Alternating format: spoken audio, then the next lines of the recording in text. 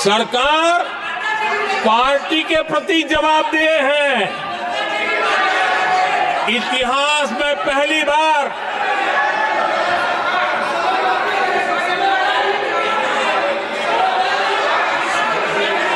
आदरणीय सभापति जी, नहीं, आप सदन इतिहास में पहली बार ये तरीका बिल्कुल ठीक नहीं है। सदन के नेता बोल रहे हैं, आपको मर्यादा रखनी चाहिए। ऐसे सदन नहीं चलेगा इस तरीके से, गलत तरीका आपका ये। माननीय प्रधानमंत्री जी, आदरणीय सभापति जी, इतिहास में पहली बार संविधान को ऐसी गहरी चोट पहुंचा दी गई। संविधान निर्माताओं ने चुनी हुई सरकार और चुने हुए प्रधानमंत्री की कल्पना तक ही हमारा संविधान था, लेकिन इन्होंने तो प्रधानमंत्री के ऊपर एक गैर संवैधानिक, और जिसने कोई शपथ भी नहीं लिया था, नेशनल एडवाइजरी काउंसिल पीएमओ के भी ऊपर बैठा दिया। पीएमओ के ऊपर अघोषित दर्जा दे दिया गया।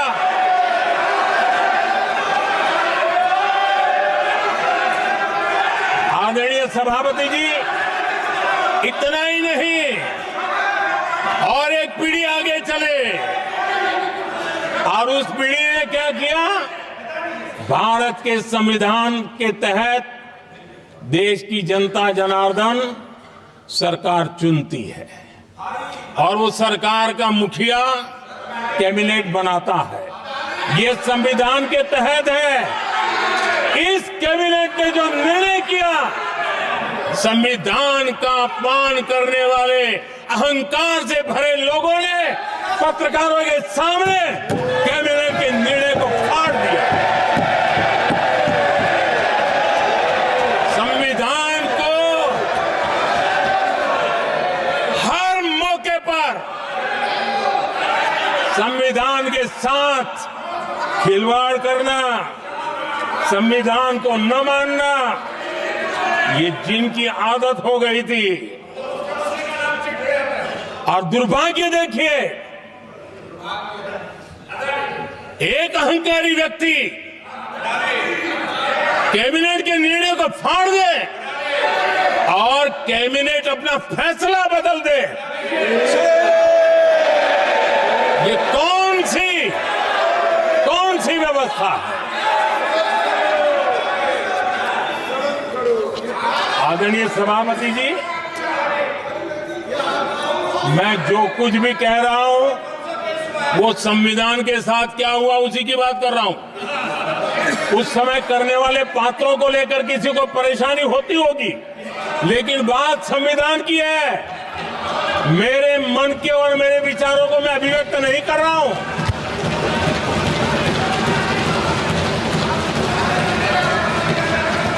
आदरणीय सभापति जी, कांग्रेस ने निरंतर संविधान की अवमानना की, संविधान के महत्व को कम किया। कांग्रेस इसके अनेक उदाहरणों से भरा पड़ा हुआ है। संविधान के साथ धोखेबाजी कैसे करते थे, संवैधानिक संस्थाओं को कैसे नहीं मानते थे, इस देश में बहुत कम लोगों को मालूम होगा। 370 की तो पता है सबको, 35A का पता बहुत कम है। संसद में आए बिना, जबकि संसद में आना पड़ता, संसद को ही अस्वीकार कर दिया गया। भारत के संविधान का अगर कोई पहला पुत्र है तो ये संसद है, उसको भी उन्होंने गला घोटने का काम किया। 35A जो संसद में लाए बिना उन्होंने देश पर थोप दिया, और अगर 35A न होता तो जम्मू कश्मीर में जो हालत पैदा हुई वो हालत पैदा न हुई होती। राष्ट्रपति के आदेश पर यह काम किया गया और देश की संसद को अंधेरे में रखा गया। आदरणीय सभापति, ये संसद का अधिकार था, कोई अपनी मनमानी से नहीं कर सकता था। लेकिन और उनके पास बहुमत था, कर सकते थे, लेकिन वो नहीं किया क्योंकि पेट में पाप था, देश की जनता से छुपाना चाहते थे। आदरणीय सभापति जी, इतना ही नहीं, बाबा साहब आंबेडकर जिनके प्रति आज सम्मान का भाव सब कोई अनुभव कर रहा है, और हम लोगों के लिए तो बहुत विशेष है, क्योंकि हम लोगों के लिए तो जीवन में बहुत बड़ी जो कुछ भी रास्ते मिले ना वहीं से मिले हैं। आदरणीय सभापति जी, बाबा साहब आंबेडकर, इनके प्रति भी इनके मन में कितनी कटुता भरी थी, कितना द्वेष भरा था, मैं आज उसके डिटेल में जाना नहीं चाहता हूं। लेकिन जब अटल जी की सरकार थी तब बाबा साहब आंबेडकर, उनका जो महापरिनिर्वाण भूमि है, वहां पर अलीपुर रोड पर अटल जी की सरकार में बाबा साहब आंबेडकर जी के स्मृति में एक स्मारक बनाना तय हुआ। अटल जी के समय ये नहीं हुआ। दुर्भाग्य देखिए, 10 वर्ष यूपीए की सरकार रही, उसने इस काम को नहीं किया, न होने दिया। बाबा साहब आंबेडकर का जब हमारी सरकार आई, बाबा साहब आंबेडकर के प्रति हमारा श्रद्धा होने के कारण हमने अलीपुर रोड पर बाबा साहब मेमोरियल बनाया और उसका काम किया। आदरणीय सभापति जी, दिल्ली में जब बाबा साहब आंबेडकर के 1992 में, उस समय चंद्रशेखर जी कुछ समय थे, तब एक निर्णय किया गया था, आंबेडकर इंटरनेशनल सेंटर यही जनपद के पास 40 साल तक वो कागज पे ही पड़ा रहा, नहीं किया गया। और तब जाकर के 2015 में हमारी सरकार आई और हमने आकर के इस काम को पूरा किया। बाबा साहब को भारत रत्न देने का काम भी जब कांग्रेस सत्ता से बाहर गई तब संभव हुआ।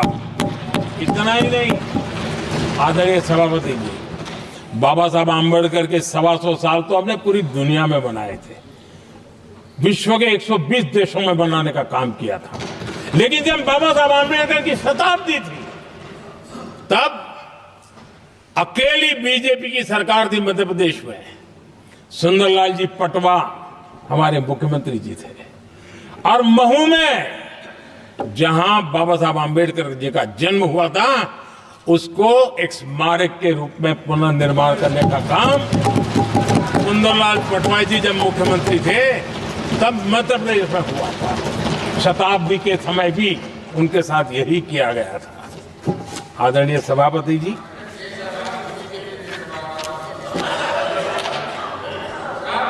हमारे देश में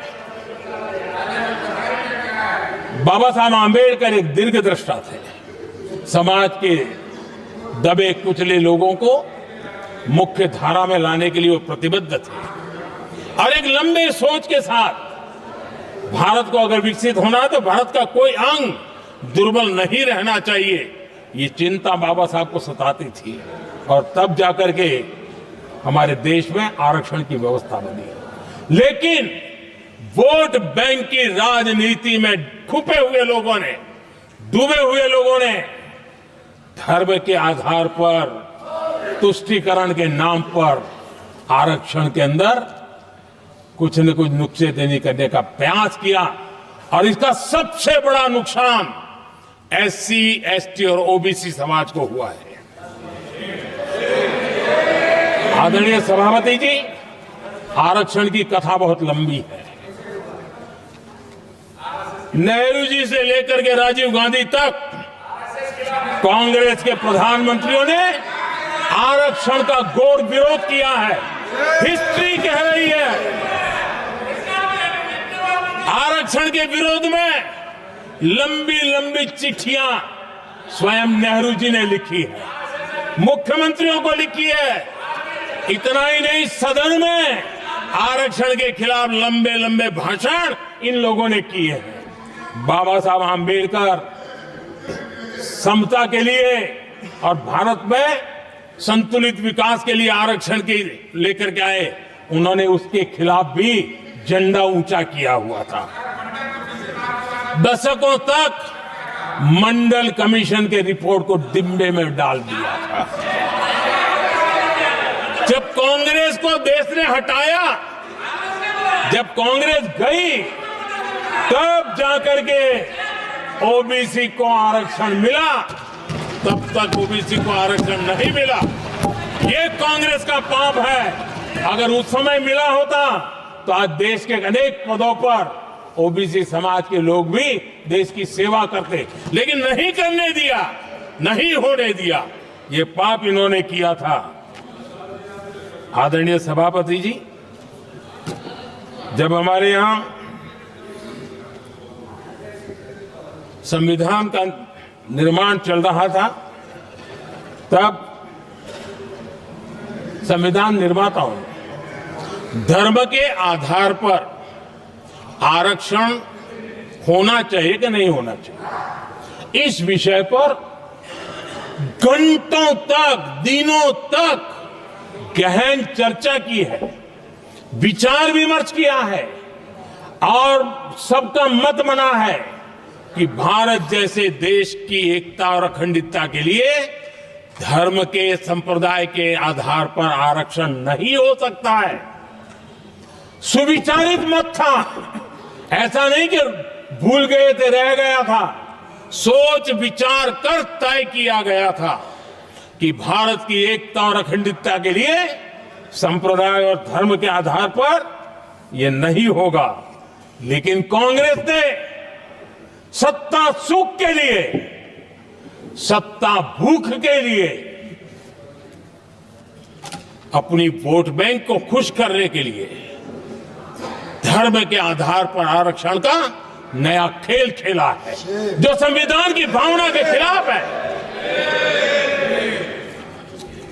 इतना ही नहीं, दे भी दिया कुछ जगह पे और सुप्रीम कोर्ट से झटके लग रहे हैं। और इसलिए अब दूसरे बहाने से बहाने बता रहे हैं, ये करेंगे वो करेंगे। मन में साफ है, धर्म के आधार पर आरक्षण देना चाहते हैं, इसलिए खेल खेले जा रहे हैं। संविधान निर्माताओं के भावनाओं पर गहरी चोट करने का यह निर्लज्ज प्रयास है। आदरणीय सभापति जी, आदरणीय सभापति जी,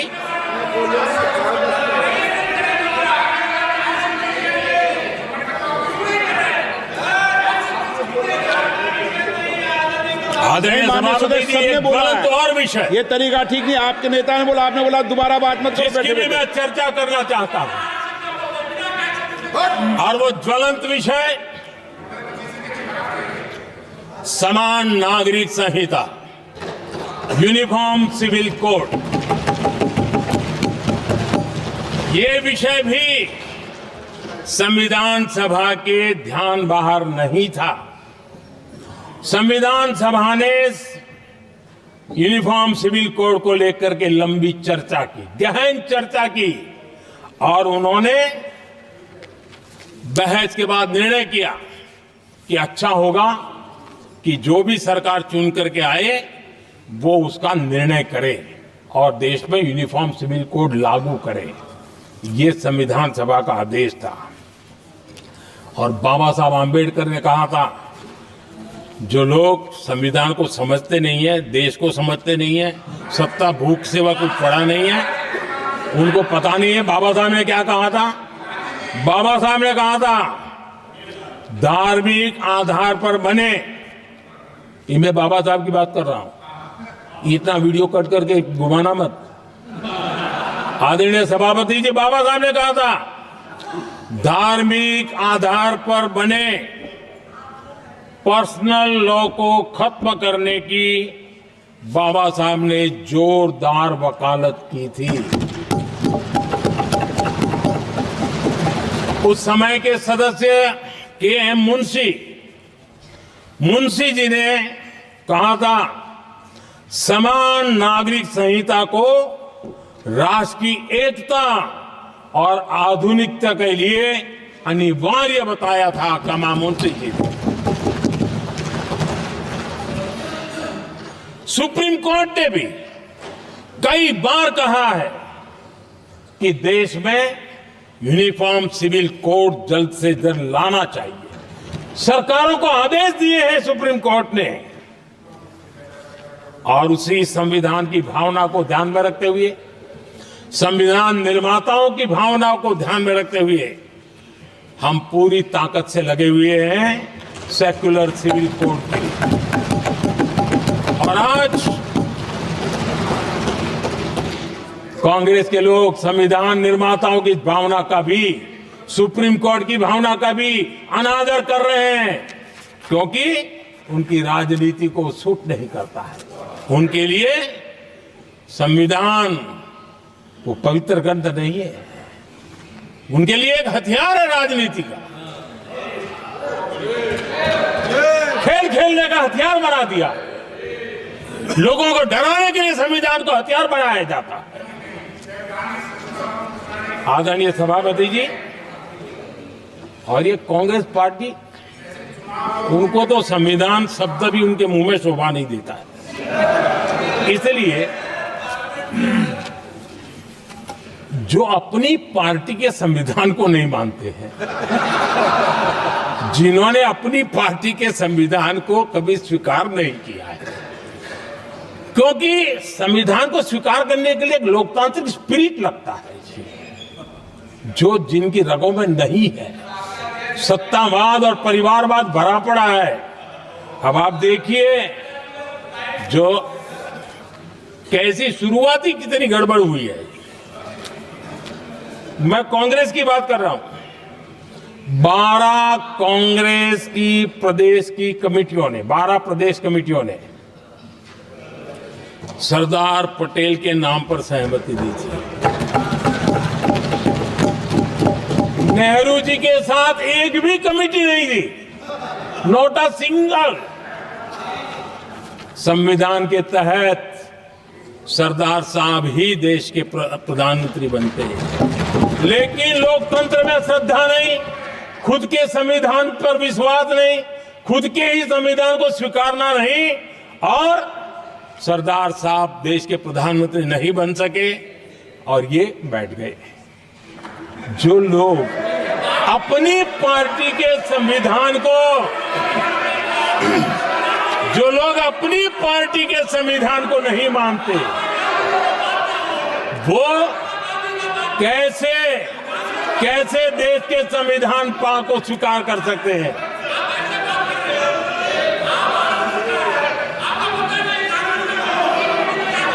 आदरणीय सभापति जी, जो लोग संविधान में लोगों के नाम ढूंढते रहते हैं, मैं जरा बताना चाहता हूं। कांग्रेस पार्टी के एक अध्यक्ष हुआ करते थे और वो अति पिछड़े समाज से आते थे। अति पिछड़े, पिछड़े भी नहीं, अति पिछड़े, अति पिछड़े समाज से आते हुए